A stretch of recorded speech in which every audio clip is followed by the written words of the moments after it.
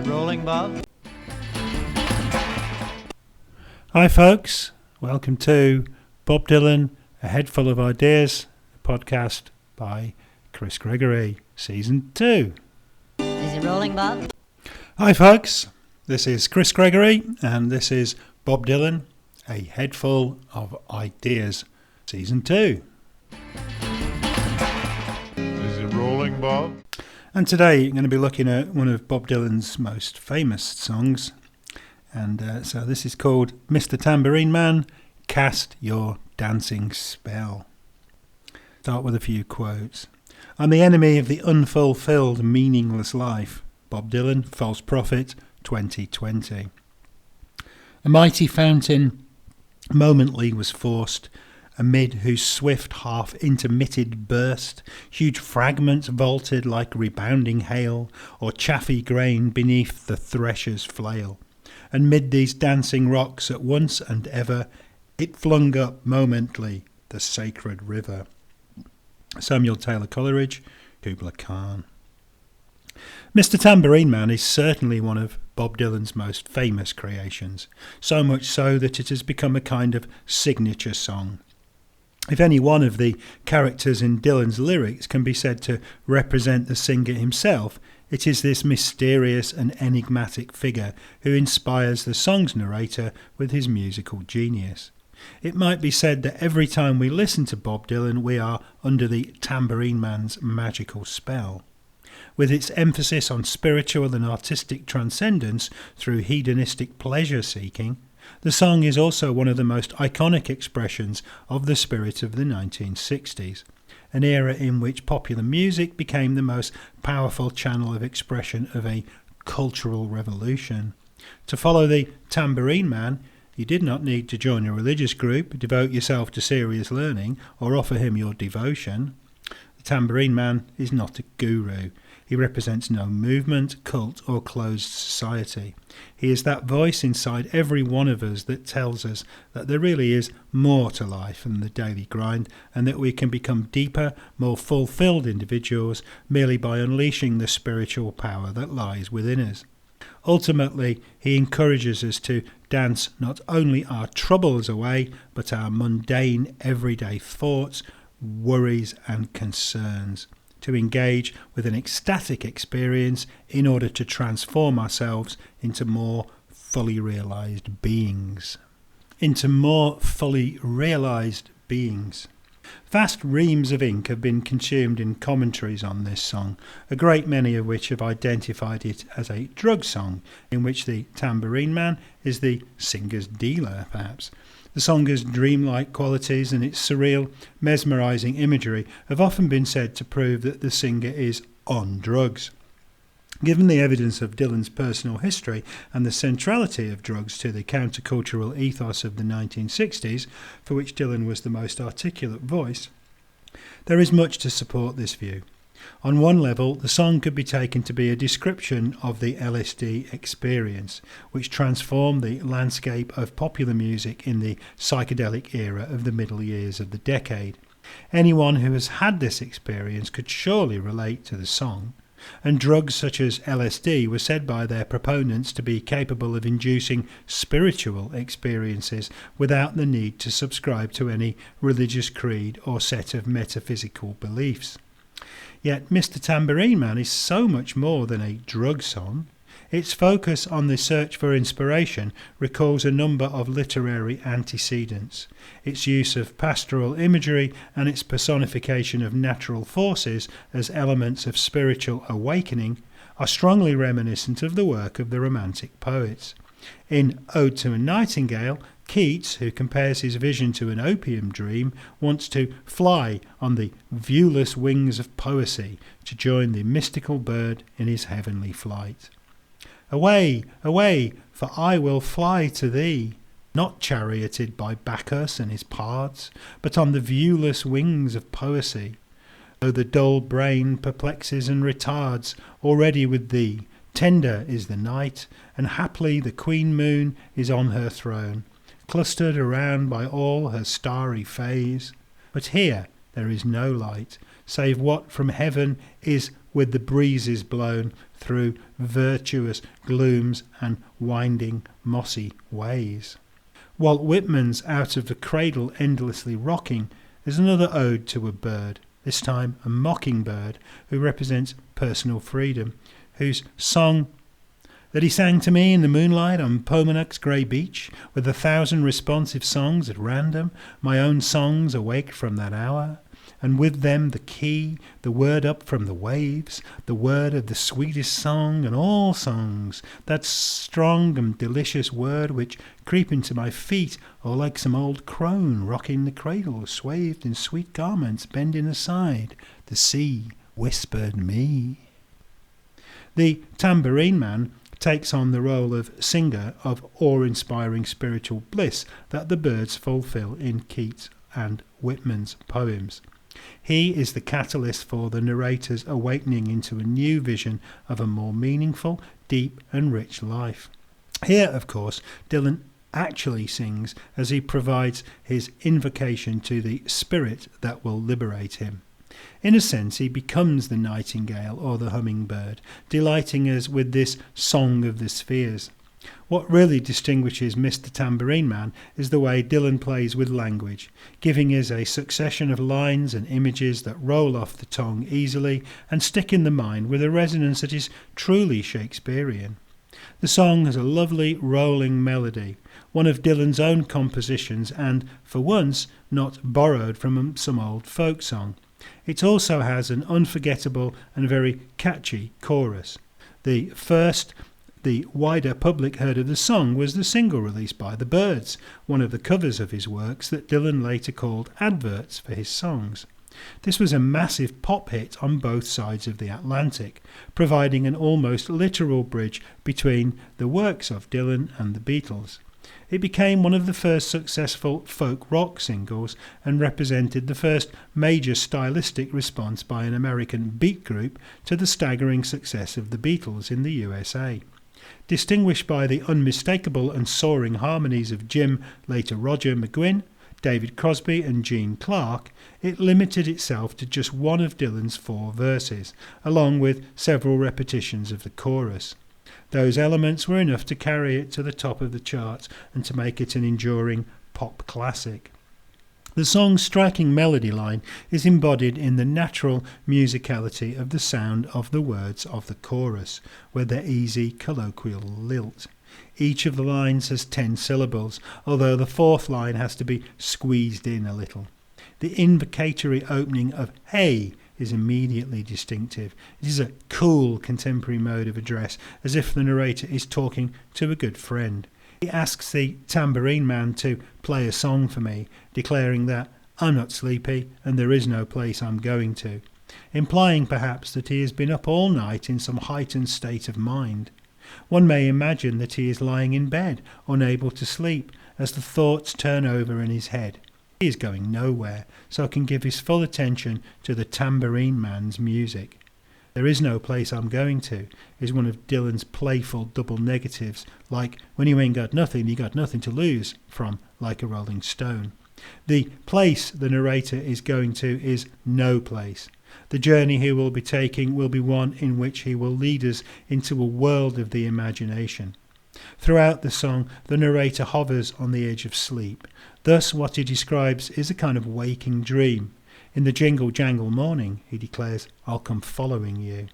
The phrase jingle jangle, which Dylan borrowed from one of the beat performance artist Lord Buckley's monologues, may be an imitation of the sound that the bells on a tambourine make. As with so many of the song's other phrases, it is a rather wonderfully unforgettable juxtaposition of words, conjuring up a specifically musical image. The narrator promises the tambourine man that, when his period of lassitude ends, he will follow the tambourine wherever it leads him. It is an unusual feature of the song that it begins with the chorus, a trick Dylan may have picked up from the Beatles, whose hits like She Loves You and Can't Buy Me Love use the same technique, drawing listeners directly into the dialogue. The verses all operate in relation to this chorus, reassuring us that the narrator will indeed follow the musical path being laid out for him. Mr. Tambourine Man is above all a celebration of the power of music as a transformative force. It begins with a little contextualization, placing us inside the narrator's rather fevered consciousness. The initial metaphor, "Well, I know that evening's empire has returned into sand," places us on the beach on which the song will later reach its climax. It is as if the narrator is letting the grains of sand run through his fingers, perhaps contemplating Blake's famous adage, to see the world in a grain of sand. He pictures the wild night he is yet to recover from as vanishing into the sand, an image which is reminiscent of Shelley's Ozymandias, in which two vast trunkless legs of stone remain in the desert as reminders of a long-dead civilization. The sand has perhaps appeared to him in a storm, temporarily blinding him, but sleep still will not come. In the apparently contradictory line, "My weariness amazes me, I'm branded on my feet," we get the sense that the narrator is standing outside himself, looking down on his disembodied soul. The lines are an exquisite expression of how an individual may feel after a night of excess. The expression "branded on my feet" may be taken to indicate that the tambourine man has somehow already taken possession of him, making him his slave. "I have no one to meet," he declares, indicating that the trip he is about to take us on is one that he has no choice but to make. Thus the song already contains a feeling of an inexorable rush towards an ecstatic conclusion, although he concludes rather mysteriously that "the ancient empty street's too dead for dreaming." The street, like the empire, is personified, giving us the impression that we're being swept into a world whose physical elements are fully alive. Mr. Tambourine Man is a very carefully structured song. Each verse takes us further and further into the narrator's consciousness. The number of lines in each verse also increases, beginning with 6 in the first verse, and then 8, 9 and 13 lines as the song builds up. The song strains at the edges of conventional musical form, drawing the listeners in as it proceeds to its climax by means of adding more and more poetic effects. In the second verse, the invocation begins.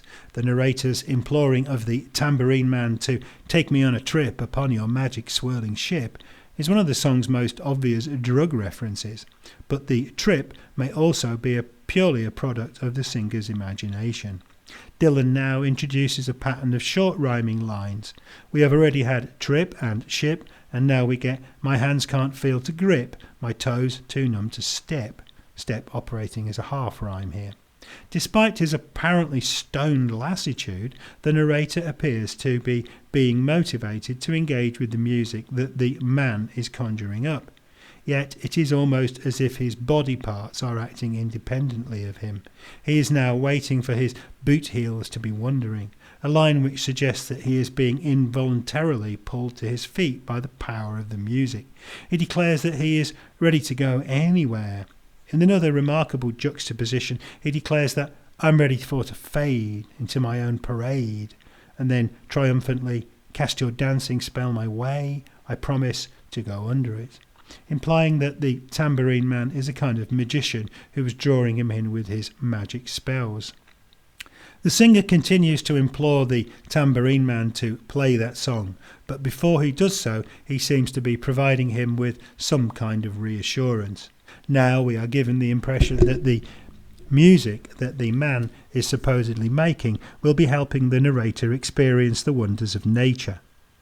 The extended line, though you might hear laughing spinning, swinging madly across the sun, emphasizes the disembodied nature of the vision we are about to be presented with.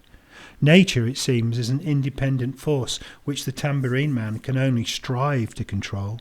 It's not aimed at anyone, it's just escaping on the run.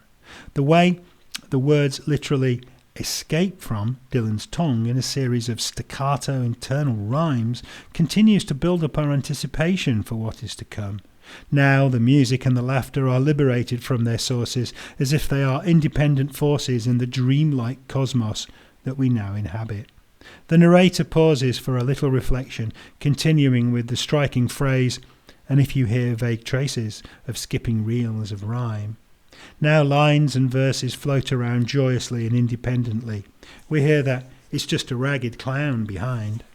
Dylan has always had a fascination with the circus, as manifested in songs like Ballad of a Thin Man and Desolation Row. As his visions pile up, we hear that the source of the laughter that is the subject of the verse is a clown figure. Perhaps the entire scenario is taking place inside some surreal version of a circus tent. The penultimate verse ends with the narrator, now calm and composed, telling us that the clown is nothing but a shadow, perhaps of the narrator himself. So, as he turns into a clown and then a shadow, perhaps there really is no tambourine man. Perhaps he is just an aspect of the narrator's consciousness. He's summoned him up, perhaps you might say. The final verse is justly famous as a poetic tour de force. Dylan extends the number of lines, pushing his vision as far as it will go.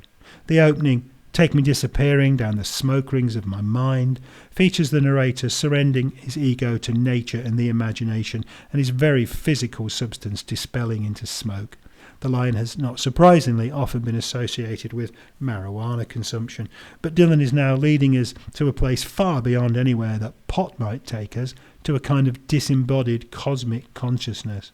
In an image often said to be reminiscent of T.S. Eliot's Rhapsody on a Windy Night, he guides us past the foggy ruins of time, past the narrator's irrational fears, far past the frozen leaves, the haunted, frightened trees, and then onto the windy beach where the ecstatic dance is about to begin.